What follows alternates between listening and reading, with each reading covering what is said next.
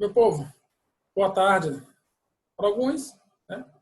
E para outros que ainda vão me ver na parte da noite, boa noite. E a gente seguirá o nosso conteúdo, a nossa disciplina de organização política da educação básica, né? Agora partindo dos níveis e modalidade de ensino, para que possamos, né, já ter um pouco mais desse conhecimento de como é que esse ensino está pautado, assim como o financiamento, o que é o PNE, a EDB com mais profundidade, trabalhamos as etapas de ensino, né, e a gente vai, né, buscando cada vez mais melhorar esse nosso conhecimento. E aí, estamos aqui para poder trabalhar em cima dessa perspectiva. Vamos lá? Vamos seguir em frente?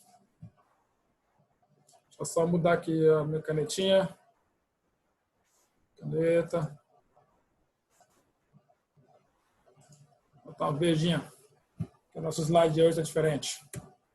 Vamos lá. Quais são as etapas da educação básica, né, do ensino brasileiro? De 0 a 5 anos de idade, nós temos educação infantil, que vai da pré-escola até a creche.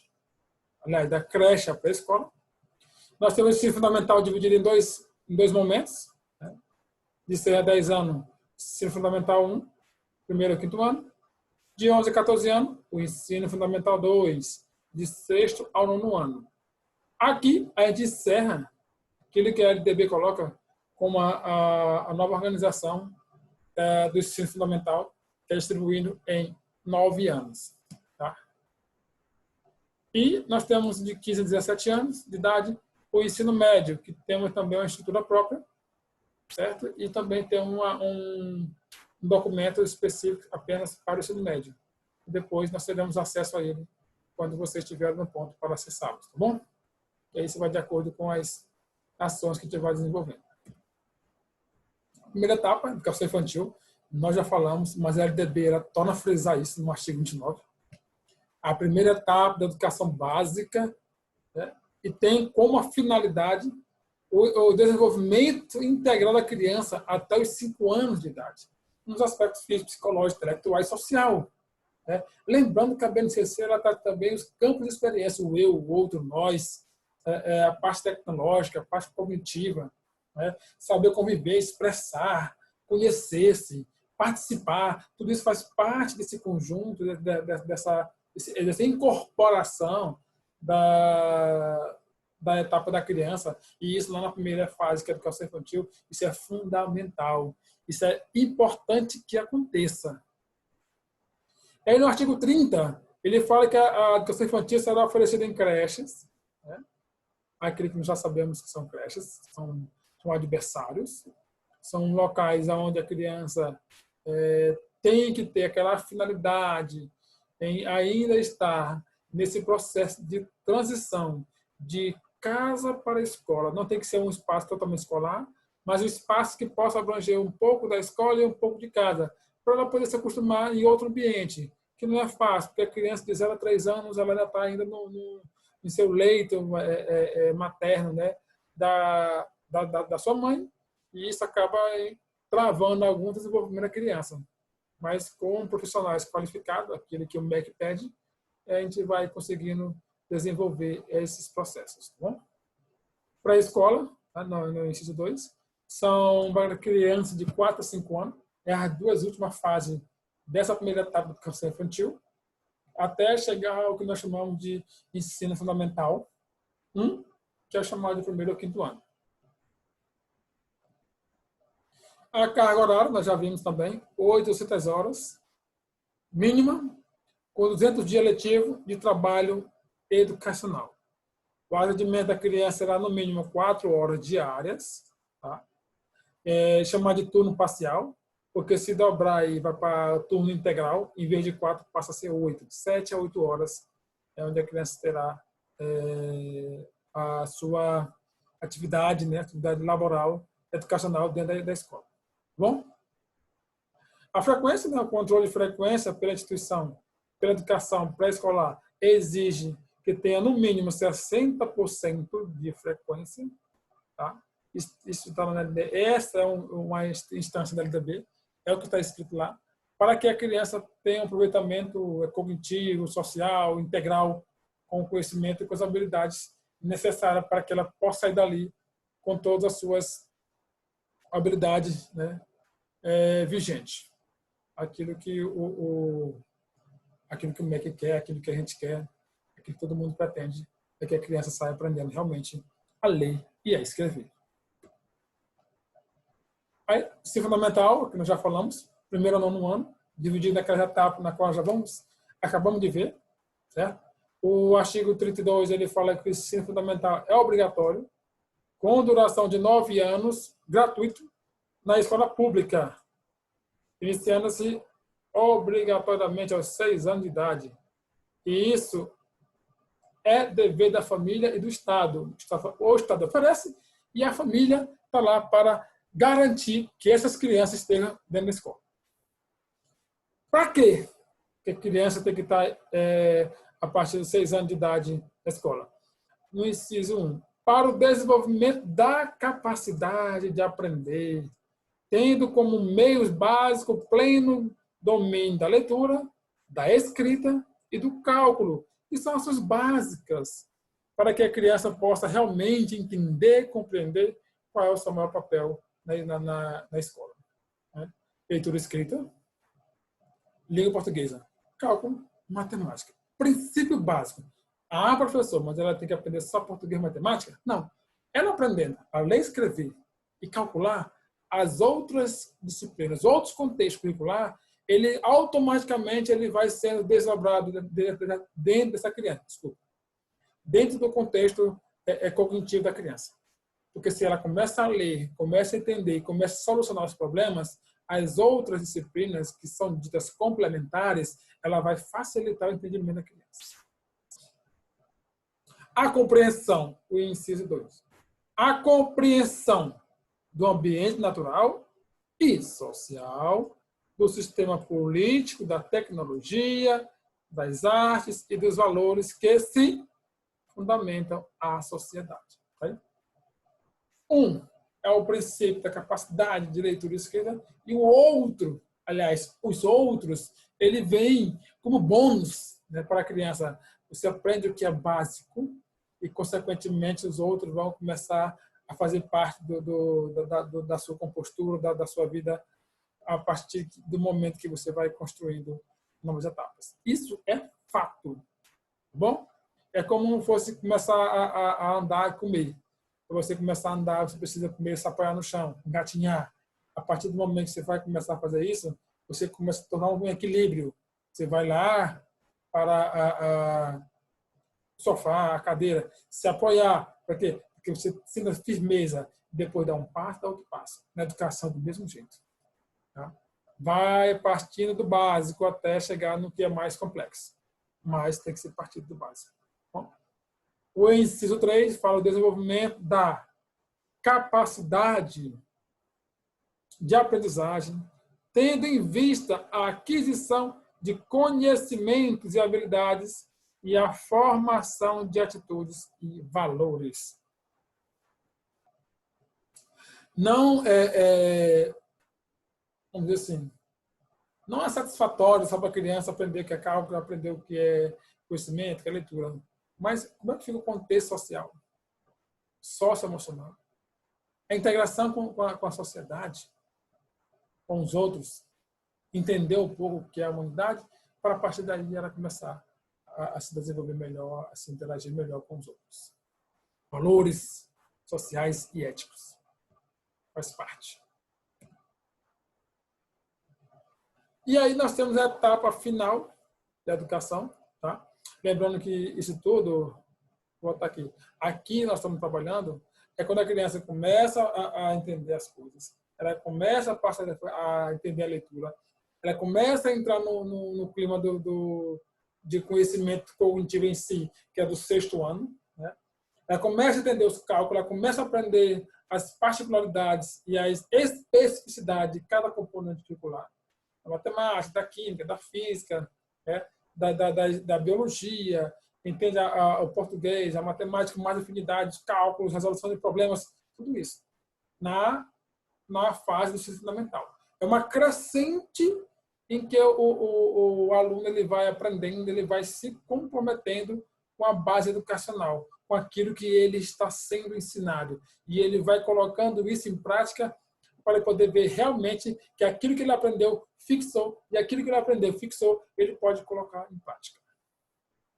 Para quando chegar aí sim, na etapa final da educação básica, que é o ensino médio, que é essa etapa onde o aluno realmente se prepara para o mercado de trabalho.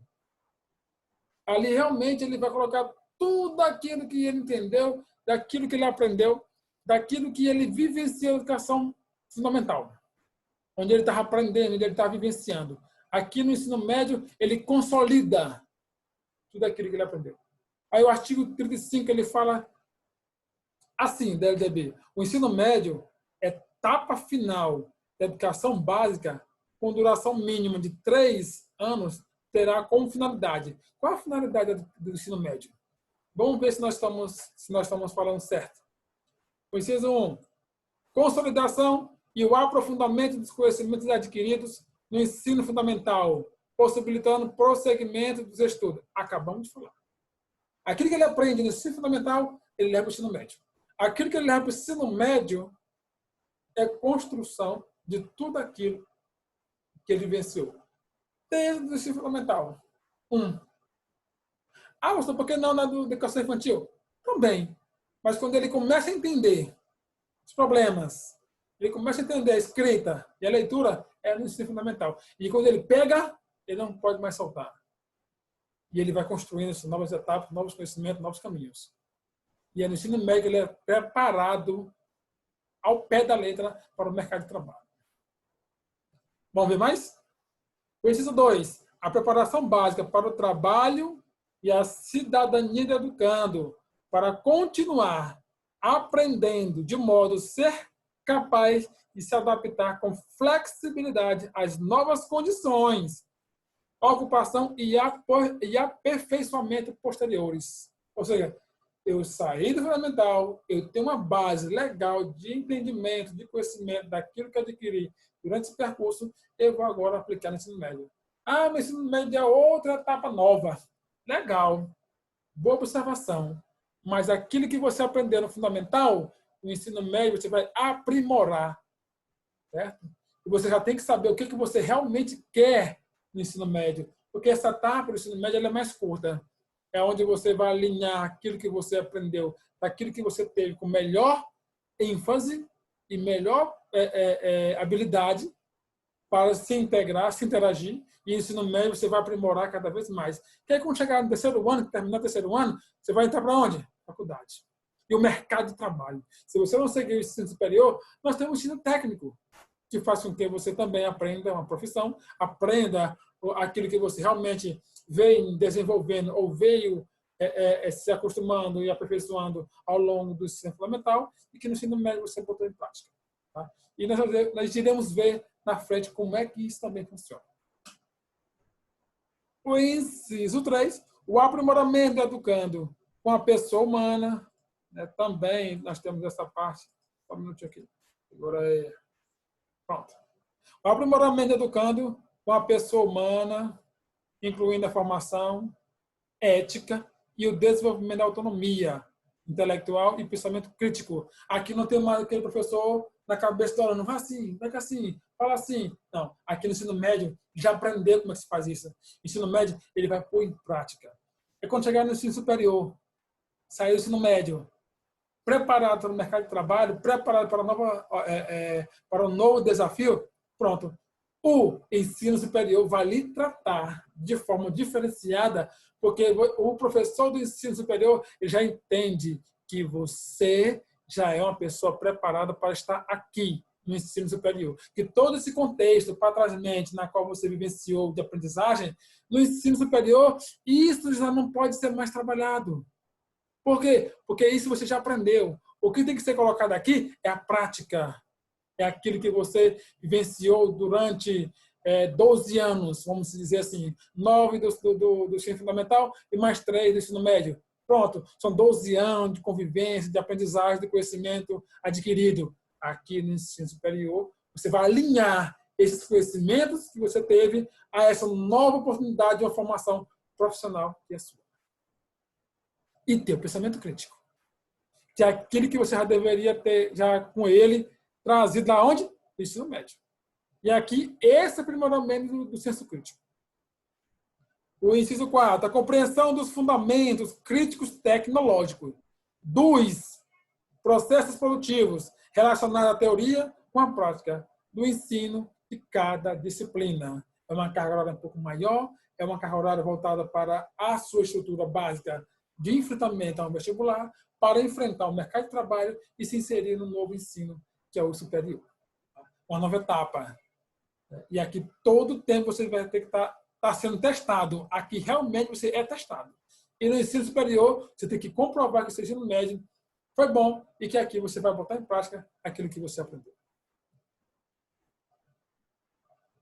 Aí nós temos o princípio da modalidade de ensino, como o famoso EJA, que agora nós chamamos agora de EJA-I, Educação de Jovens e Adultos e Idosos, que também já começa a ter essa praticidade do ensino por uma formação técnica, onde ele vai ter que correr contra o tempo para poder alinhar o conhecimento à base da sua idade, na qual ele passou muito tempo fora da sala de aula. E aí você tem que ter uma nova postura, um novo engajamento com esses alunos que já estão fora da sua idade pelo ano na qual ele deveria estar. E a gente vai ver como é que isso funciona. E a LDB já traz esse processo para que vocês que estão fora desse contexto, eu digo vocês, são os alunos do EJA, tá? São vocês que estão na universidade, não. Porque você na universidade não tem mais isso, não tem mais idade. Mas o ensino básico ele tem. Ele tem que ter essa questão do série, ano e idade. Porque é aquilo que o MEC precisa ter como qualidade de ensino, onde todos os alunos deverão estar em seu devido lugar, na idade certa e o ano certo.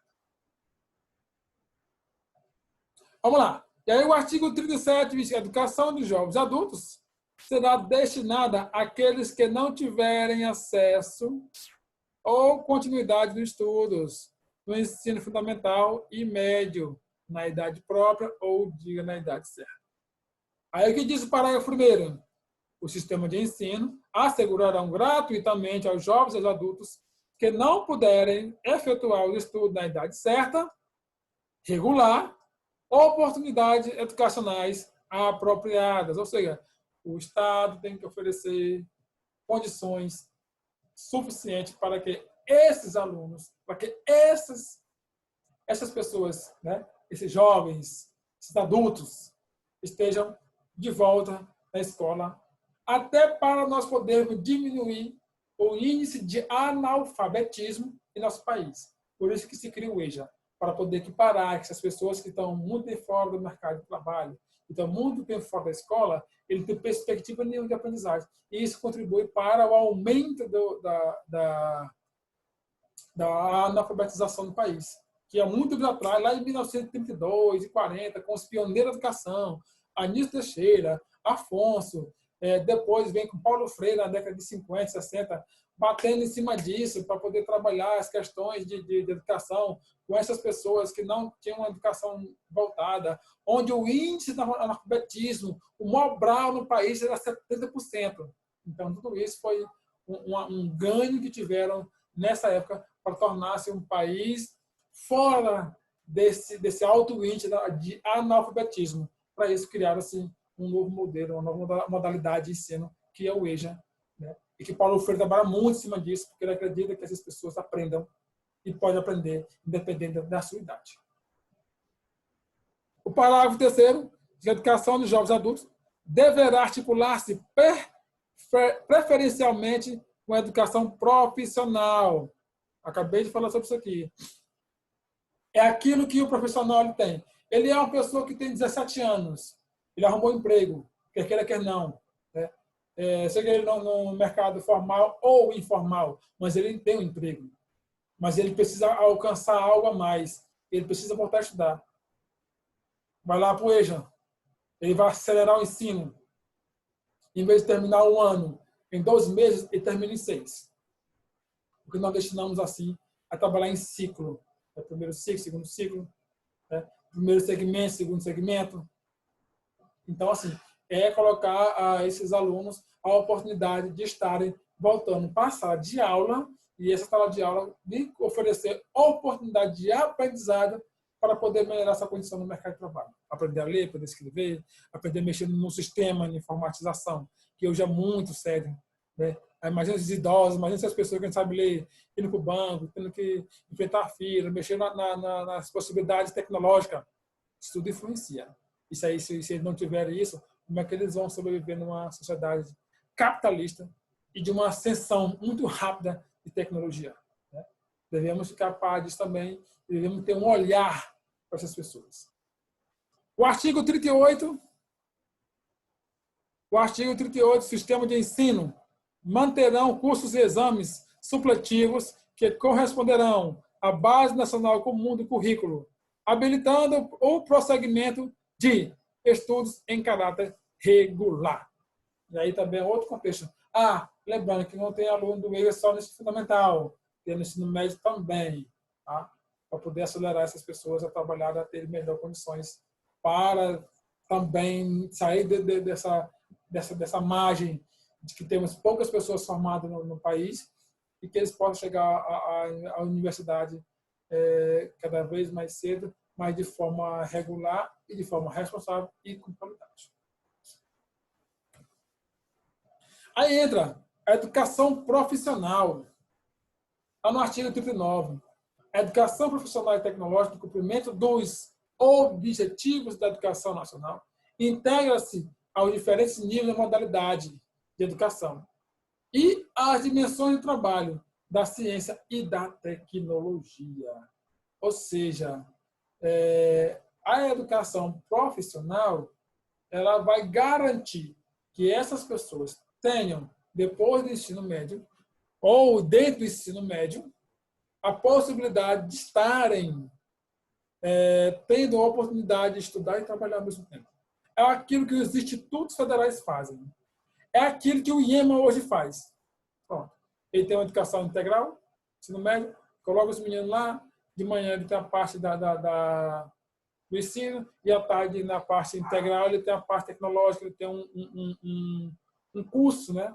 É chamado de cursos vocacionais para aprender, e aí dá continuidade à sua vida profissional, e até mesmo para poder descobrir, né, em ele como que ele pode estar melhorando a sua capacidade de ter uma profissão.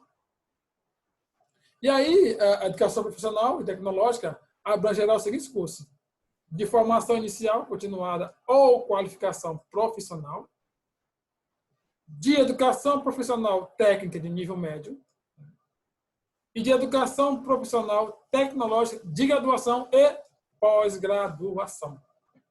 Aí ele vai ter as suas abrangências, vai ter a sua possibilidade de adentrar nesse mercado de trabalho por ser um profissional já gabaritado, já constituído de sua formação que é exigida pelo MEC. A educação especial também, essa principalmente, né? Dentro do que a LDB já traz, uma educação especial que prevê o atendimento dos educandos com deficiência, transtornos globais de desenvolvimento e altas habilidades. Muito atenta ao que a LDB traz. Porque às vezes a gente tem um aluno que ele tem uma habilidade bem alta, bem tremenda, né? Acima do normal, e a gente não percebe. Oxe, menina, oxe, menina é inteligente, é bom.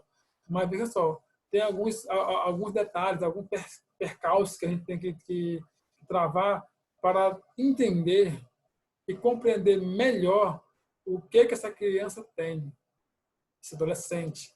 Se é normal, tudo isso que ele tem mesmo na cabeça, que ele pensa rápido, que ele tem resposta rápida, que ele consegue raciocinar melhor do que os outros, que é o que a gente tem que tomar cuidado com isso. Porque às vezes a gente pode estar prejudicando o desenvolvimento intelecto de uma criança por não saber lidar com esse tipo de transtorno que ela tem, né? Uma deficiência. E essa deficiência, às vezes, acaba atrapalhando o desenvolvimento intelectual, porque o profissional não está capacitado para lidar com a situação. e aí acaba prendendo, acaba cortando o desenvolvimento daquela criança que tem esse tipo de deficiência. Mas o artigo 58, ele fala: entende-se por educação especial, para os efeitos desta lei, a modalidade de educação escolar oferecida preferencialmente na rede regular de ensino, para os educandos com deficiência, transtornos globais, de desenvolvimento e altas habilidades ou superdotação, menino CDF, ou que tem deficiência realmente, ou tem alguma síndrome de Down, ou ele tem a síndrome de Pepper, a síndrome de Hayford, vários tipos de síndrome que acaba só quem é profissional mesmo da área da psicopedagogia, que tem realmente esse olhar clínico, criterioso, para identificar e saber trabalhar com essas crianças. Ainda no artigo 59, o sistema de ensino assegurarão aos educandos com deficiência, transtornos globais do desenvolvimento, altas habilidades ou superdotação. O que ele assegurarão? O inciso 1, currículos, métodos, técnicas, recursos educativos e organização específicos para atender às suas necessidades. O ensino é diferente, para cada pessoa com necessidade especial. A gente tem um número de crianças na sala de aula, se não me engano, se você tem 20 alunos, 20, se não me engano, ou 13, não sei muito bem o número agora exato. Para cada 13 crianças, você tem uma pessoa com necessidade especial na sala de aula, onde o professor terá que trabalhar com ele também. Aí eu digo que todo profissional formado hoje na educação, ele tem que ter uma pedagogia como primeira base, para saber como que eu posso trabalhar com esse aluno, que tipo de metodologia. Porque muitas vezes, se o professor de matemática ele é puro técnico, puro número, ele dificilmente terá habilidades pedagógicas, metodológicas, ou estratégia de uma questão mais social, trabalhar com a criança dessa natureza. Que não passou pela formação pedagogo. E aí, nisso tudo, o pedagogo, o psicopedagogo, o neuropsicopedagogo trabalhar com isso. A gente vê que tudo isso é base da pedagogia. Por isso que vocês estão aqui, porque vocês também terão essa tarefa de saber trabalhar e lidar com isso. As suas aulas de formação, de especialização, também vai lhe garantir esse processo. Aí, e só para lembrar aqui também, na questão da deficiência dos transtornos globais, eu já falei do currículo, esses alunos, eles tendem, dentro da sua progressão ou do seu nível de síndrome de deficiência, eles às vezes são colocados como alunos de um tipo de progressão, de promoção diferenciado daquilo que nós temos no ensino regular para as pessoas não deficientes, que é uma estrutura de trabalhar com avaliações somativas, né? Avaliação qualitativa. Esses alunos com deficiência, ele tem outros tipos de avaliações específicas para eles. Tá? Só lembrando, eles estão dentro do ensino regular, mas a questão da estrutura de ensino e de avaliação, ela tem de ser diferenciada. Tá? Só para que a gente tenha um pouco de ciência daquilo que a gente vai falar, daquilo que a gente tem como respaldo. Aí, no artigo 61, o que consideramos profissionais da educação escolar básica? O que nela estando em efetivo exercício e tendo sido formado em cursos reconhecidos. Ou seja, para entrar no ensino, né, no ensino fundamental, como profissional, como professor, a gente tem que ter algumas particularidades. E essas particularidades, ela perpassa por aqui. Tem que ser o quê? Professores habilitados de nível médio e técnico, no mínimo, para atuar lá na educação infantil, que é o famoso que a gente chamava antes, né? E agora não estão querendo aceitar mais. Para concurso público, e pode até aceitar, mas não na área de docente. Uma área de auxiliar, uma outra área específica para trabalhar com esse tipo de educação. mas o MEC já quer tirar. Não quer deixar de jeito nenhum. Apenas pedagogos formados mesmo. Tá? Trabalhadores de educação, portador do curso técnico ou superior em pedagogia, que tem essa formação dentro do nível superior, para que ele possa ser um profissional da área, capaz de atuar e ter suas habilidades. A formação dos profissionais da educação de modo a atender às especificidades do exercício de suas atividades.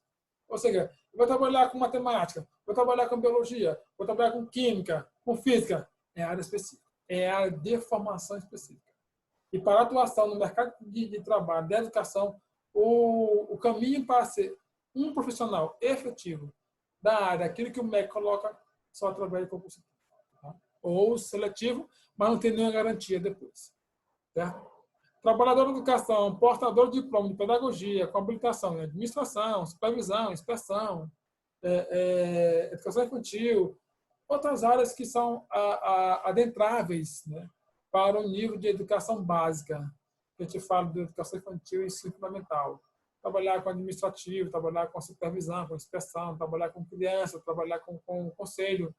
Tudo isso faz parte da formação do pedagogo, que ele vai ter que estar servindo a essas ações e essas demandas na qual a gente vai ver. Tá?